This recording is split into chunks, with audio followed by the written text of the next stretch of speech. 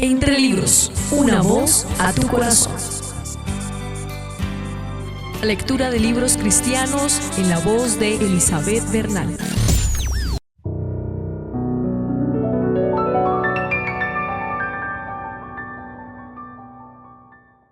Ven, Espíritu, ven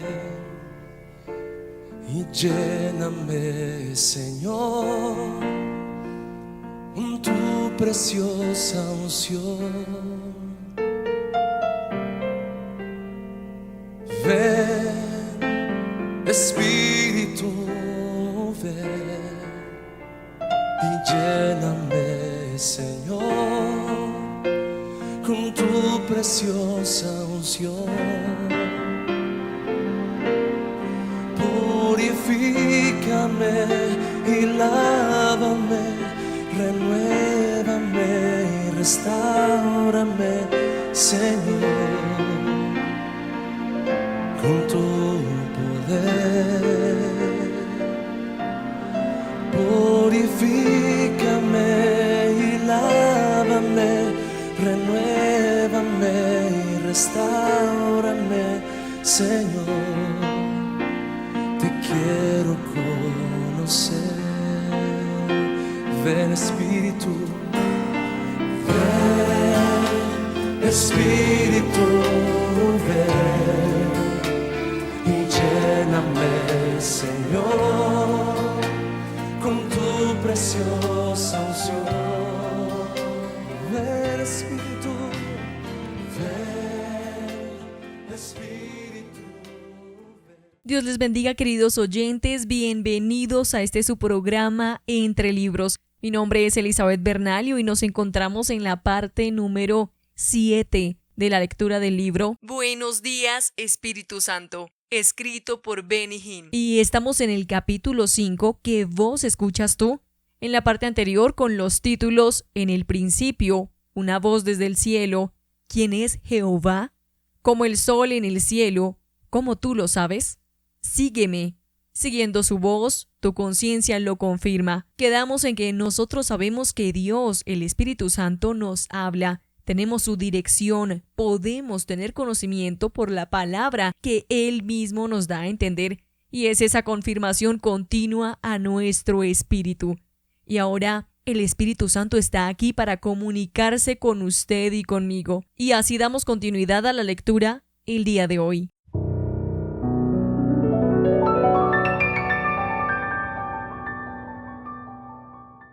¿Qué comunión? ¿Qué quiere decir la Escritura cuando habla de comunión? Hay 7 significados. Primero, la palabra comunión quiere decir presencia. El anhelo de Dios el Padre en cuanto a ti es que la dulce presencia del Espíritu Santo esté contigo. Segundo, quiere decir compañerismo. Tú no necesitas orar al Espíritu Santo, simplemente eres compañero de Él y debes buscar esa comunión como buscarías agua en el desierto. El tercer significado es compartir mutuamente. Tú derramas tu corazón y Él derrama el suyo. Tú compartes tu gozo y Él comparte el suyo. Ha parecido bien al Espíritu Santo y a nosotros, escribieron los apóstoles a los creyentes en Antioquía. Hechos capítulo 15, verso 28. Ellos estaban compartiendo, aún escribiendo cartas, juntos. Cuarto, comunión quiere decir participación mutua. El Espíritu Santo viene a ser tu socio. La Escritura está llena de frases como obrando con ellos y el Espíritu y nosotros, que hacen claro que la obra del Espíritu es con la participación tuya. Quinto, quiere decir intimidad. Tú nunca experimentarás una experiencia profunda de amor con Cristo hasta que la experimentes con el Espíritu Santo, que trae esa intimidad. No hay otra forma. Dios ha derramado su Espíritu en nuestros corazones por el Espíritu Santo que nos ha dado. Romanos capítulo 5, verso 5. Tú no puedes amar a Dios sin el Espíritu Santo. Sexto, la palabra comunión quiere decir amistad. El Espíritu anhela ser tu amigo más íntimo, alguien con quien puedas compartir los secretos más profundos de tu corazón. Y séptimo, comunión quiere decir camaradería. En griego la palabra significa comandante. Él es como un capitán, un gobernador o un jefe, pero uno que es amante, amistoso. Así como Él instruyó a los apóstoles a dónde debían y a dónde no debían ir, tienes que permitirle a Él gobernar tus asuntos personales. Recuerda, desde que Cristo se fue, el Espíritu Santo está en control en la tierra. ¿Estás escuchando su voz? ¿Estás listo para tener comunión con Él? Cuando yo comencé a tener comunión con el Espíritu Santo, hablaba con Él día y noche. No pasaba un día sin que le dijera, Espíritu Santo, precioso Espíritu Santo. Y comenzábamos nuestro tiempo de oración y comunión. Oh, el sonido de su voz. Capítulo 6.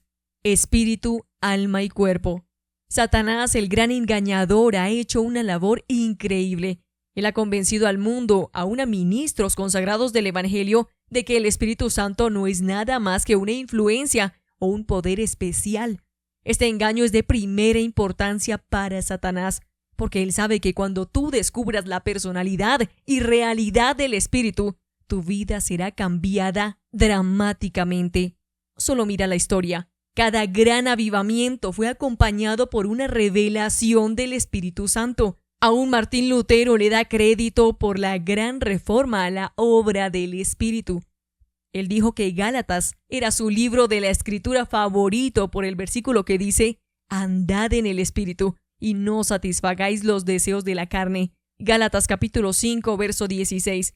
Pero hoy poca gente sabe el significado de andar en el Espíritu. La raíz de la palabra significa al unísono, uno con o conectado a un comunión con. Es sorprendente, pero personas que han sido criadas en una iglesia llena del Espíritu me han preguntado, ¿se supone que yo hable al Espíritu? Tú puedes ser lleno del Espíritu y tener un encuentro innegable con Él, pero un entendimiento profundo del Espíritu Santo no se consigue de la noche a la mañana. A mí me ha tomado años y años de su guianza y revelación en la Escritura, y todavía estoy aprendiendo cada día. La deidad. Lo que estoy a punto de compartir contigo concerniente a la deidad me da un cuadro completamente nuevo del Padre, el Hijo y el Espíritu Santo. Yo hallé que Dios es Espíritu eterno sin forma material, pero Él a menudo se revela a sí mismo mediante forma humana y otras características humanas. Dios el Padre. ¿Qué acerca de las formas en que Dios frecuentemente aparecía al hombre? Cuando Ezequiel tuvo su visión de Dios en el 593 a.C., lo describió sentado sobre una expansión que separaba a las criaturas de la gloria del Señor. Él vio la figura de un trono que parecía de piedra de zafiro, y sobre la figura del trono había una semejanza que parecía de hombre sentado sobre él. Ezequiel capítulo 1, verso 26. ¿Cuál era la apariencia de Dios el Padre? Como la de un hombre. Tú dices, a mí me han enseñado que Dios es espíritu. Sí, pero Él es espíritu con forma misteriosa, no alguna nube que flota en el espacio. El apóstol Juan en Apocalipsis lo describe como la brillantez reflejada de piedras preciosas. Él dijo, y al instante yo estaba en el espíritu, y he aquí un trono establecido en el cielo, y en el trono uno sentado. Y el aspecto del que estaba sentado era semejante a piedra de jaspe y de cornalina. Apocalipsis capítulo 4 versos 2 y 3. Los profetas describen las características de Dios con gran detalle.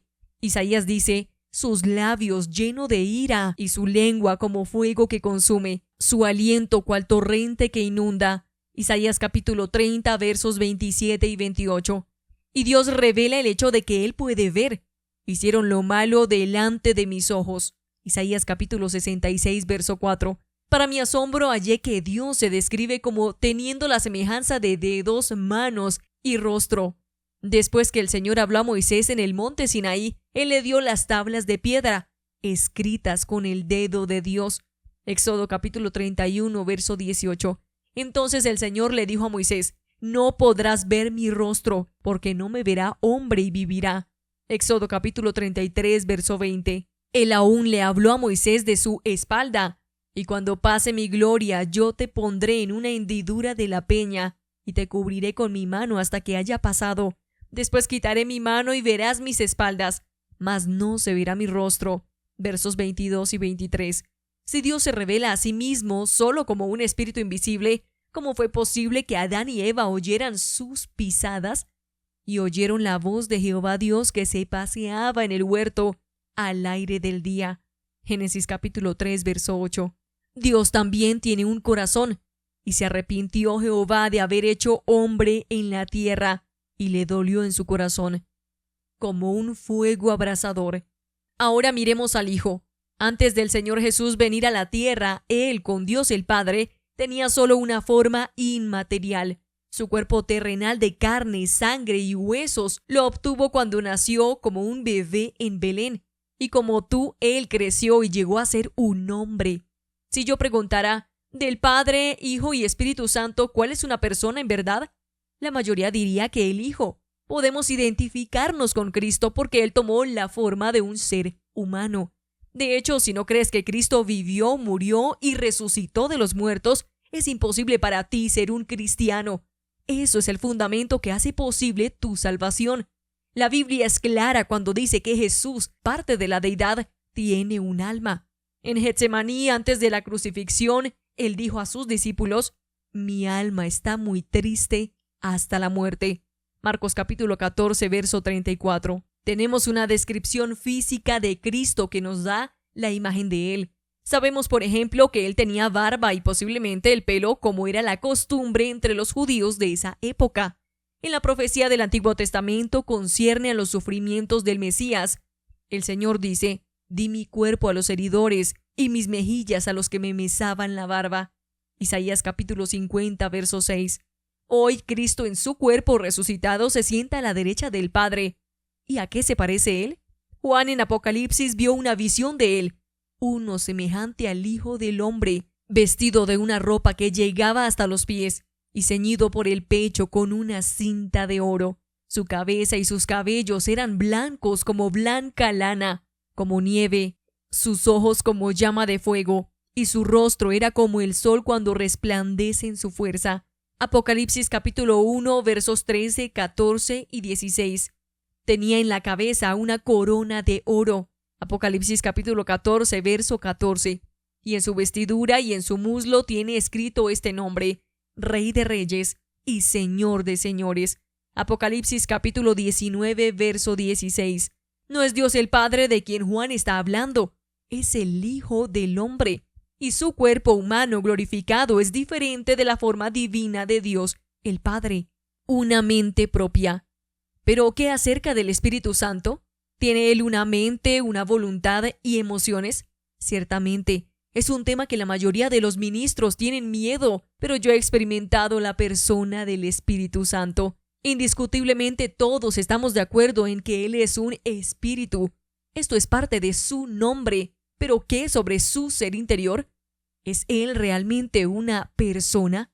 Primero, el Espíritu Santo tiene una mente propia. Hablando del Espíritu Santo, el apóstol Pablo dice, «Mas el que escudriña los corazones sabe cuál es la intención del Espíritu, porque conforme a la voluntad de Dios intercede por los santos».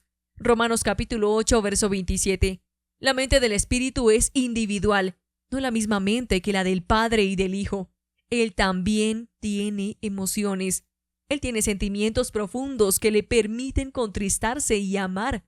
Y no contristéis al Espíritu Santo de Dios, con el cual fuisteis sellados para el día de la redención. Efesios capítulo 4, verso 30.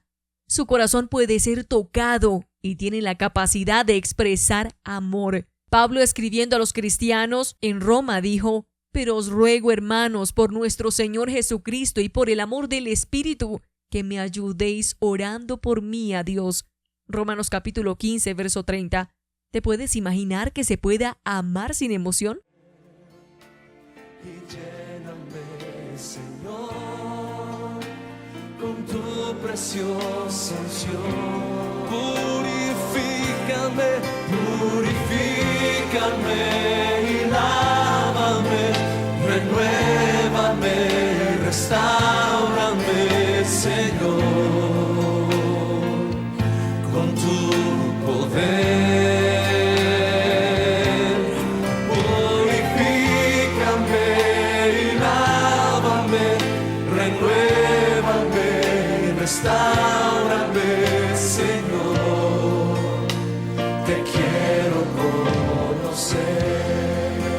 mujeres canten, ven Espíritu.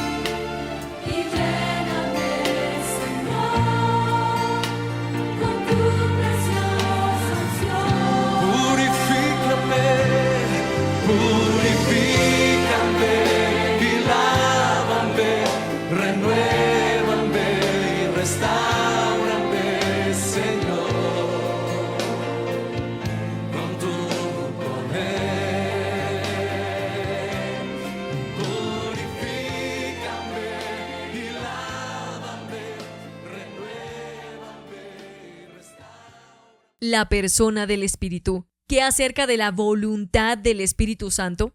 Quizás nunca antes habías considerado que el Espíritu Santo puede hacer sus propias decisiones.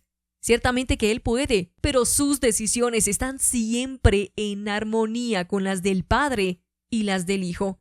Hablando de dones espirituales, Pablo escribió: pero todas estas cosas las hace uno, y el mismo Espíritu repartiendo a cada uno en particular como Él quiere. Primera de Corintios capítulo 12, verso 11. En otras palabras, el Espíritu Santo hace la decisión. Palomas y ovejas. En el asunto del cuerpo del Espíritu Santo, que causa mucha confusión, un hombre me dijo recientemente: Benny, el cuerpo del Espíritu Santo es realmente el de una paloma. Es así como descendió del cielo. Yo respondí: si eso es verdad, entonces tienes que creer que Jesús fue realmente un corderito. Es así como Él se presenta en Apocalipsis. En el libro de Apocalipsis, Juan el apóstol oyó a un anciano decir: no llores, he aquí que el león de la tribu de Judá ha vencido. Apocalipsis capítulo 5, verso 5. Él se volvió esperando ver un león rugiente y vio un cordero inmolado. Ahora bien, Jesús fue al cielo con un cuerpo físico, con huellas de clavos en sus manos, pero el símbolo que Juan vio fue un cordero. ¿Por qué? Porque el cordero simbolizaba al Cordero de Dios, Jesucristo. El Espíritu Santo fue visto por Jesús inmediatamente después de su bautismo. Los cielos le fueron abiertos y vio al Espíritu de Dios que descendía como paloma y venía sobre él. Mateo capítulo 3, verso 16. Tal como se pueden ver al Padre y al Hijo, también se puede ver así al Espíritu Santo. Pero su descenso como una bella paloma no quiere decir que Él vuela de un lugar a otro en el cielo como una paloma. Tampoco Jesús se pasea en el cielo con el cuerpo de un cordero. En Apocalipsis el Espíritu Santo se vio de nuevo como 7 lámparas de fuego ardiente. Apocalipsis capítulo 4, verso 5.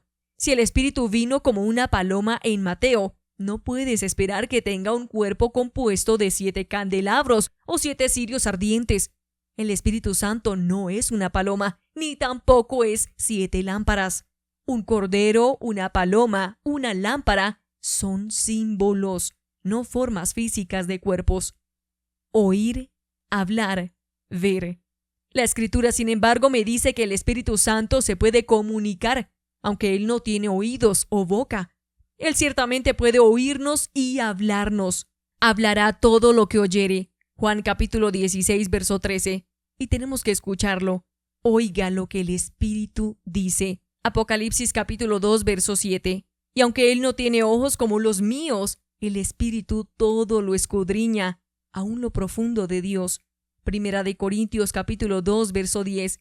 Ya que tú fuiste creado con oídos, boca y ojos, ¿no esperarías que el Creador, Padre, Hijo y Espíritu Santo, sea capaz de entender y hablar contigo?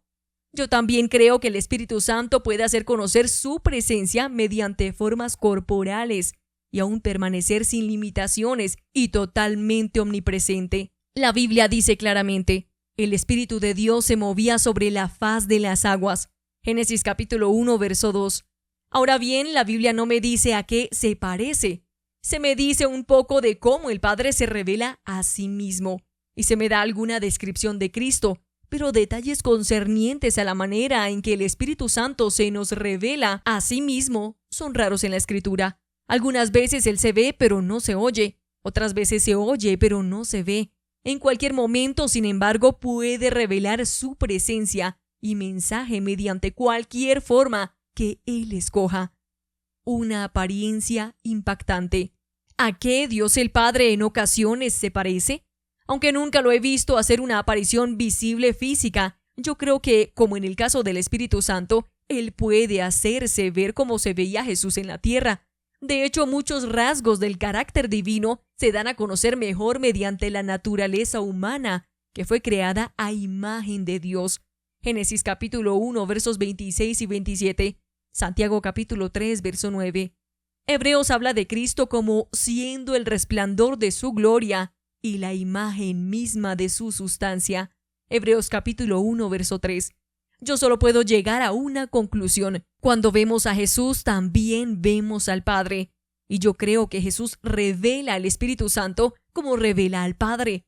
Mira a Jesús y verá al Espíritu también. Algún día no muy lejano me voy a cerciorar. Y creo que tú también estás planeando estar allí. De nuevo, el Espíritu Santo no es una brisa celestial o una nube gaseosa flotando dentro y fuera de tu vida. Él es Dios y reside en nosotros, igual al Padre y al Hijo en la Trinidad. Pablo, escribiendo a la iglesia de Corinto, dijo: ¿No sabéis que sois templo de Dios y que el Espíritu de Dios mora en vosotros? Si alguno destruyere el templo de Dios, Dios le destruirá a él, porque el templo de Dios, el cual sois vosotros, santo es. Primera de Corintios capítulo 3, versos 16 y 17. Él está diciendo que el Espíritu vive en el templo de Dios. Nosotros somos ese templo, y el Padre y el Espíritu son iguales en nosotros, coigual con el Padre y el Hijo. El Espíritu Santo no es simplemente una persona, distinta del Padre y distinta del Hijo. Él es mucho más. Él es Dios, coigual con el Padre y Cristo. Primero encontramos que el Espíritu Santo es omnipresente. En otras palabras, Él puede estar en todo lugar al mismo tiempo. Los espíritus como tales no son omnipresentes, pero el Espíritu Santo lo es. Él es tan real en los ángeles como lo es en Leningrado, tan vivo, tan lleno de gloria. Algunos tienen problemas innecesarios con Satanás. Piensan que el diablo es omnipresente. Permíteme asegurarte que no lo es. Satanás no puede estar en todos los lugares al mismo tiempo. ¿Por qué? Porque los ángeles no pueden estar en todos los lugares al mismo tiempo. Y el diablo es un ángel. Los arcángeles Miguel y Gabriel no son omnipresentes. Y Satanás tampoco lo es. La omnipresencia del Espíritu Santo se describe en los Salmos. ¿A dónde me iré de tu espíritu? ¿Y a dónde huiré de tu presencia? Si subiera a los cielos, allí estás tú. Y si en el sol hiciere mi estrado, he aquí, allí tú estás. Si tomare las alas del alba y habitar en el extremo del mar, aún allí me guiará tu mano y me asirá tu diestra. Salmo capítulo 139, versos 7 al 10. Pero Él no solo es omnipresente, el Espíritu Santo es omnipotente, todopoderoso. El ángel le dijo a María: el Espíritu Santo vendrá sobre ti y el poder del Altísimo te cubrirá con su sombra. Lucas capítulo 1, verso 35. El poder del Altísimo habla del Espíritu de Dios. Ese mismo poder del Altísimo es el Espíritu Santo. Y Él es omnipresente, todo glorioso, todopoderoso, Dios omnipotente. El Espíritu Santo es omnisciente también. Él todo lo sabe. Yo me emociono cuando leo las palabras: antes bien, como está escrito, cosas que ojo no vio, ni oído oyó, ni han subido en corazón de hombre, son las que Dios ha preparado para los que le aman. Pero Dios nos las reveló a nosotros por el Espíritu, porque el Espíritu todo lo escudriña, aún lo profundo de Dios. Porque ¿quién de los hombres sabe las cosas del hombre, sino el Espíritu del hombre que está en él?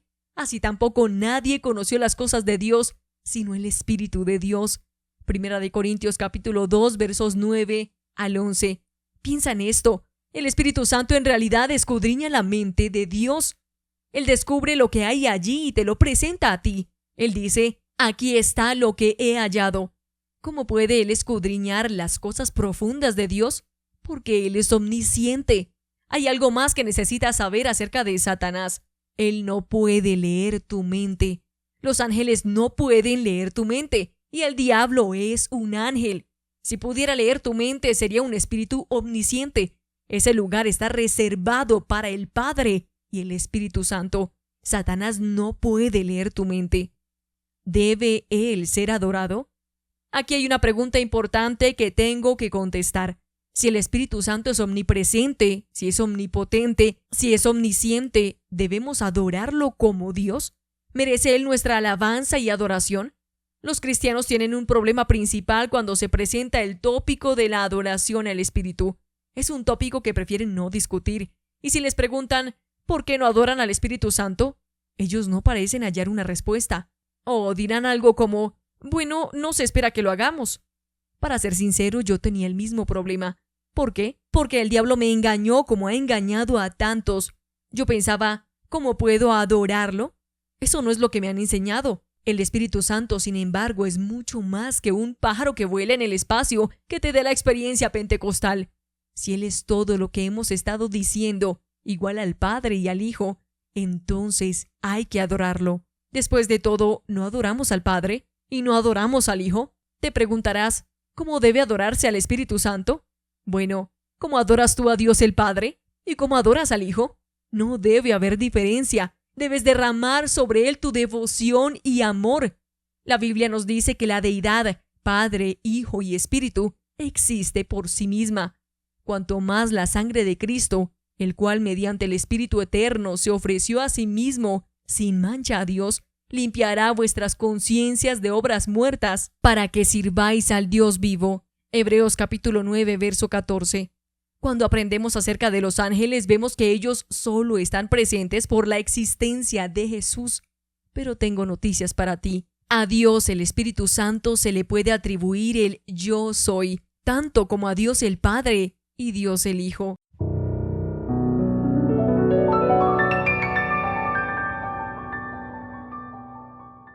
Y hasta aquí la lectura por el día de hoy, queridos oyentes. Qué hermoso poder conocer las características, personalidad del Espíritu Santo. Quizá usted, querido oyente, no conocía estos aspectos acerca del Espíritu Santo. Y si es así, aún seguiremos conociendo y aprendiendo a vivir con Él diariamente en verdadera comunión. Pero si quizá ya conoce estos aspectos hasta ahora vistos acerca de la tercera persona de la Trinidad, el Espíritu Santo, quédese con nosotros. Aún hay más que aprender acerca de Él y ser bendecidos. Así, queridos oyentes, les esperamos en un próximo programa de Entre Libros para conocer más características del Espíritu Santo, pero también conocer una vida llena del Espíritu y ser confrontados acerca de ello. Deseamos grandemente. Dios les bendiga.